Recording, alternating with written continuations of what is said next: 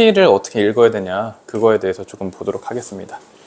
자, 먼저 필수 개념어를 좀 이해를 해야 됩니다. 자, 시문학을 해석하고 풀이하는 데 있어서 개념어를 좀 숙지해야 된다라는 거예요. 특히 이제 뭐 고전 시가, 특히나 고전 소설 같은 경우는 좀 괜찮은데 고전 시가는 너네가 좀 어려운 것들이 좀 있어요. 그래서 고전 시가의 경우에서는 고전에서 빈출로 자주 나오는 표현법을 좀 아시면 좋고요. 그리고 고전에서 필수적으로 사용되는 어휘, 그리고 고전 그 내용을 어떻게 자연스럽게 스무스하게 읽는가, 그런 것들을 좀 세 가지를 다 챙겨줘야 됩니다. 자, 먼저 그래서 뭐 고전 빈출 표현법은 쌤이 이제 미리 알려주자면은 보통 감탄하는 게 좀 많이 나와요. 감탄하는 게 조금 많이 나오고, 그리고 또 이제 뭐 사실 정해져 있어요. 그러니까 고전 시가에서 나오는 표현법에는 종류가 아주 다양하지 않다라는 걸 좀 알아주시면 좋아요. 그러니까 현대시로 넘어오면서 다양한 표현법이 접목이 되고 다양한 이제 기법들이 생겨났다. 하지만 그거와 다르게 고전 시가 같은 경우는 주제도 단순하고, 그렇기 때문에 그 주제에서 굳이 다양한 표현법을 쓸 이유가 없다. 그래서 정해진 몇 개의 표현법만 나오니까 그것만 알아두시면 된다라고 할 수 있겠고요. 그리고 두 번째는요, 고전 필수 어휘는 반드시 중요하다. 그래서 이거는 이 교재로 기본적인 개념 수업이 끝난 다음에 선생님이 암기를 시켜줄 거니까 큰 문제 없을 거고요. 마지막으로 고전어를 자연스럽게 어떻게 스무스하게 읽는가, 그게 3번인데요. 그래서 예를 들어 뭐 아래아라든가 연음 이런 것들을 어떻게 읽어주는 게 좋은가에 대해서도 우리가 배우는 연습을 꼭 해줘야 된다라는 겁니다. 그 다음에 현대시가 있는데요. 현대시 같은 경우에는 작가랑 시대에 꼭 알아주셔야 되고요. 얘는 이제 표현법이 이때부터 다양해진다 그랬죠. 현대시로 오면은 표현법이 그 고전시가에 비해서 다양해지고, 왜냐면은 이렇게 생각하면 돼요. 고전시가 같은 경우에는 그 일단은 쓸 수 있는 사람의 창작층이 단순해요. 그러니까 이렇게 생각하면 됩니다. 창작층의 범위가 점점 확대됐다라고 생각을 해주시면 돼요. 그래서 예전에 뭐 고대시가라고 해서 뭐 구지가 나오고 이런 시대에는 대부분 이제 주술적인 성향이 좀 강했어요. 주술적. 그리고 과거 뭐 꼭 그런 건 아니지만 약간 노래스럽고 그런 것들이 좀 많았다라는 겁니다. 근데 이제 이런 주술적인 노래를 창작할 수 있었던 거는 당연히 누구겠어요? 전체를, 집단을 통솔하는 경우에 이것들이 불렸으니까 굉장히 제한적으로 작성이 됐다고 볼 수 있겠죠. 근데 이게 점점 맨 처음에 시초는 어떤 뭐 제사라든가 어떤 종교적인 의미에서 많이 쓰이다가 이것이 좀 더 발전을 하죠. 발전을 해가지고 시문학으로 이게 발전이 되는 건데, 시문학으로 발전이 되면요, 이때 같은 경우는 어떤 식으로 됐냐면은 작성에서 기록되어 있지 않았다. 기록되어 있지 않았다. 뭐 구비문화 이런 식으로 설명을 해도 좋은데 그렇게까지 딥하게 가진 않을게요. 주술적이었는데 이 친구가 이제 그 다음 단계로 어떻게 나아가게 되냐면요, 기록으로 이제 나아가게 되는 건데, 기록과 이 시의 관계가 명확해지기 시작해요. 그러니까 무슨 말이냐면 예전에는 그냥 노래로 불렀어. 노래로 부르고 다음 사람한테 노래로 알려줘. 왜? 문자가 없으니까. 근데 그렇게 되다가 점점 시간이 지날수록 어떻게 발전이 되냐면은, 시라는 거는 우리가 문제를 풀 때 읽죠. 읽어서 풀잖아. 누구한테 듣는 게 아니잖아. 하지만 예전에 문자가 없었을 때는 듣는 걸로 전승이 되죠. 그러다가 어느 순간 얘네를 기록하기 시작해요. 근데 이 기록이라는 건 뭘로 기록하는 거야? 문자로 기록하는 거죠. 그러면은 도대체 이때 이 문자의 정체는 무엇일까, 채준아? 한글일까요? 고전을 많이 해봐서 알겠죠? 뭐예요? 한자겠죠. 근데 너네도 알다시피 한자라는 거는 쉬워요, 어려워요? 상당히 어렵다라는 겁니다. 그리고 이 문자, 언어 이런 것들은요, 이 당시에 어떻게 보면은 상류층, 더 엄밀하게 말하면은 지식인층의 상징적인 거기도 하고, 그리고 어떻게 보면 계급을 나누는 기준이 되기도 했다라는 겁니다. 그러면은 이 기록이 시작된 어느 순간까지는, 이때까지는 이 한자로 기록이 되었겠죠. 그러면은 이 여기서의 주요 작자층, 이 시를 작성한 사람들은 대부분 어떻다? 예를 들어 뭐 사대부라든가 이런 사람들이니까 당연히 상류층이 향유를 했겠다라는 겁니다. 됐어요? 그러고 나서 어떤 일이 생기냐면요, 뭐가 등장해요? 최전 뭐가 등장해? 그렇죠. 칭세종의 한글이 등장합니다. 근데 생각해봐. 한글이 처음 등장했을 때 한글은 언문 뭐 이런 식으로 불리면서 한글에 대해서 이 사람들이 굉장히 좋아했을까요? 왜 안 좋아했을까? 이 한자의 역할은 뭐였어요? 자신의 위치를 공고히 하는데 아주 큰 역할을 수행했죠. 근데 한글이 등장한다고 해서 한글이 한자를 완벽하게 대체할까요? 그렇지 않죠? 얘네가 안 된다. 그리고 무슨 한글이냐 하면서 이 자체로 지속이 돼요. 그러면 이 한글은 누가 먼저 배울까? 여성 그리고 상류층이 아닌 사람들이 먼저 배우죠. 그러면서 점점 섞이기 시작해요. 점점 이렇게 나아가면서 이 고유한, 필기하기 어렵겠는데? 이 고유한 좀 고급진이라고 하면 뭐하고 이 사대부 상류층 특유의 어떤 문화에다가 한글이 더 씌워지게 됩니다. 그래서 이렇게 병렬적으로 나아가게 되면서 이 밑에는 우리가 알고 있던 사대부 상류층의 어떤 그런 문화들. 근데 이 위에는 어떤 거예요? 뭐 규방가사라든가 아니면은 뭐 한글 소설이라든가 뭐 즐거움을 위해 가지고 창작된 작품들이 나오게 되고 당연히 얘네들의 이 경계도 무너지기 시작합니다. 그리고 나서 어느 순간부터는 어때요? 이 밑에가 사라지고 얘네만 남아서 이어지는 거죠. 됐습니까? 그렇다고 했을 때 도대체 선생아 고전 시가의 수능 기준에 고전 시가의 기준은 어디까지냐라고 하면은 한글이 포함이 될 거예요. 그래서 오로지 한글로만 나오는 그 전까지를 보통 고전 시가로 많이 출제를 하는 것 같아요. 여기까지 됐습니까? 됐어요? 그냥 뭐 이 그림을 그대로 받았을 건 없고 머릿속으로만 넣으면 돼요. 기억한다고 점수가 오르진 않아요. 하여튼 이해하기 좀 편하라고 한 거예요. 그래서 보면은요 결론적으로 이 시대에 기본적으로 작자층이 어디예요? 얘네가 메인이라는 거죠. 거기다가 한글이 도입이 되고 점점 일반 서민들도 쓰는데 잘 생각해봐. 시를 쓴다, 작품을 쓴다라는 거는 얘네들이 우리는 이런 것도 한다라는 거죠. 그러면은 이 작품을 창작하는 것에 대한 스킬이라든가 어떤 전문성이라든가 어떤 좀 작품성은 아무래도 이쪽에 좀 더 있겠죠? 이쪽에 좀 더 있겠죠? 근데 또 이것도 생각해야 돼.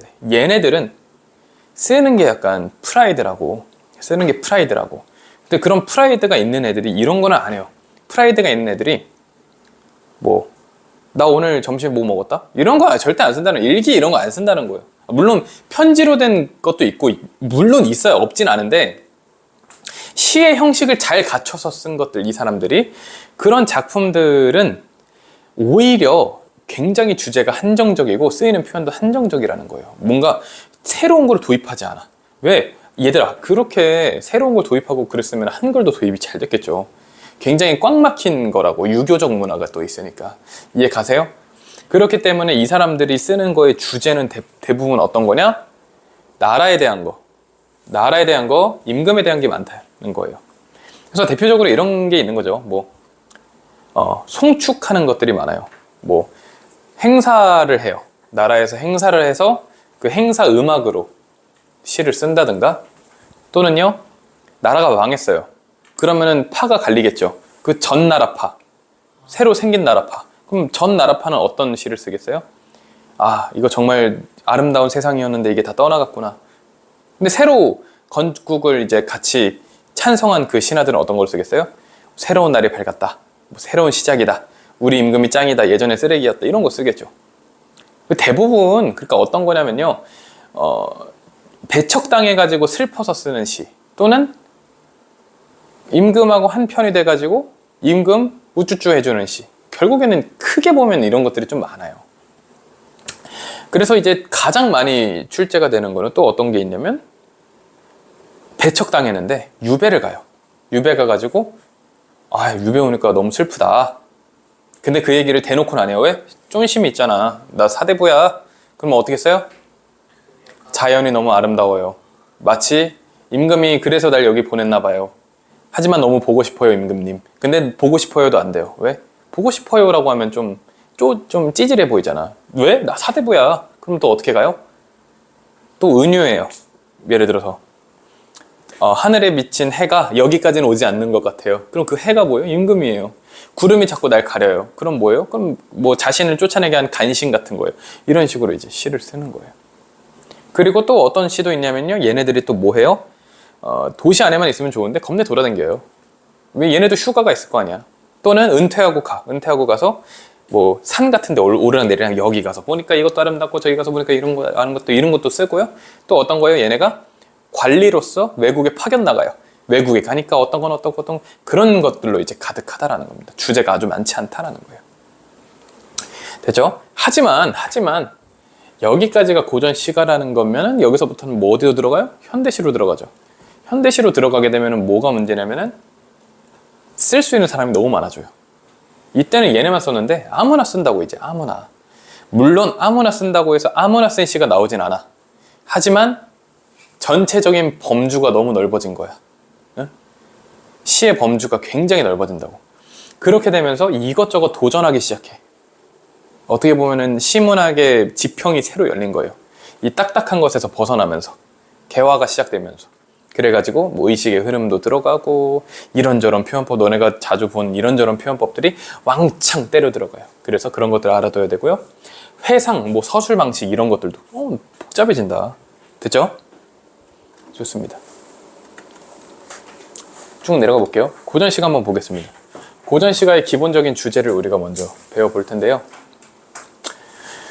고전시가의 기본적인 주제는 이게 5가지로 한번 나눠보도록 할 거예요.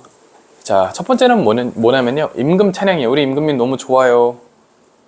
그래서 이제 자주 쓰이는 표현이 뭐 우국, 충정, 연군, 지정 이런 것들이 있어요. 사자성어고요. 그냥 임금을 찬양하는 그런 성어라고 생각하시면 돼요. 어떤 뭐 뜻을 다 분해할 필요는 없어요. 그렇게 치면 해야 될 게 너무 많으니까. 임금을 찬양하는 고전 시가가 많고. 근데 이런 걸 알아야 되는 거예요. 어떤 뉘앙스인지는 좀 미묘하게 다를 수 있어. 임금님이 정말 좋아서 찬양하는 걸 수도 있고, 아니면은 임금 찬양의 배경 와중에도 이미 몰락한 임금을 찬양할 수도 있고요. 아니면은 새로 올라와가지고 우리 임금 짱 앞으로 잘해주세요 이런 걸 수도 있고. 종류가 다양하다. 그리고 자연 예찬도 있고요. 그럼 자연 예찬이라는 건 뭐냐면 자연 너무 아름답다 이런 건데, 이것도 다양하다라는 거예요. 자기가 상황이 어떤지가 굉장히 중요해요. 자기가 뭐 어디로 쫓겨나가지고 힘든 와중에 자연은 아름답네. 그럼에도 불구하고 자연은 아름답네. 이런 걸 수도 있고, 아니면 휴가 받았어. 야호, 자연 진짜 아름답네. 다양한. 또 개인적인 삶으로 그려지는 게 있는데, 농사랑 백성 교화. 근데 잘 생각해봐. 농사를 짓는 환경, 그리고 백성을 교화하는 그런 환경인 건데, 자, 농민이 썼겠니? 사실 물론 있어요. 농민이 쓴 시도 있어요. 있는데 대부분 이렇다고 했잖아. 그러면은 근데 또 이런 사람들이 갑자기 왜 농사로 갔어? 보통 이제 은퇴해서 가거나 관리로서, 지방 관리로서 간 경우도 있다라는 거예요.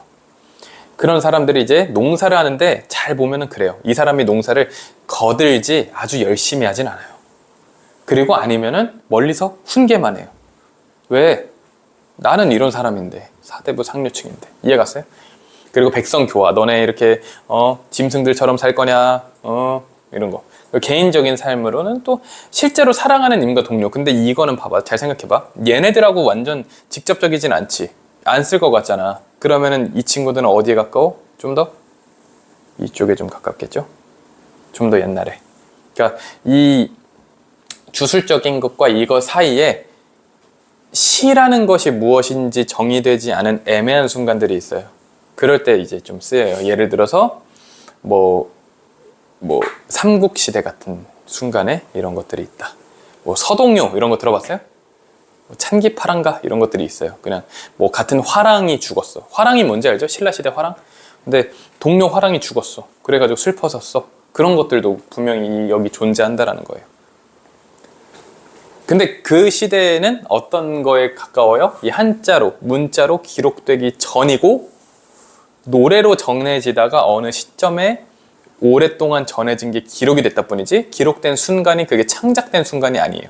하지만 뒤로 갈수록 한자를 활용해서 창작과 기록이 동시에 되는 순간이 있기 시작한 거다라고 생각하면 돼요. 좀 어렵죠?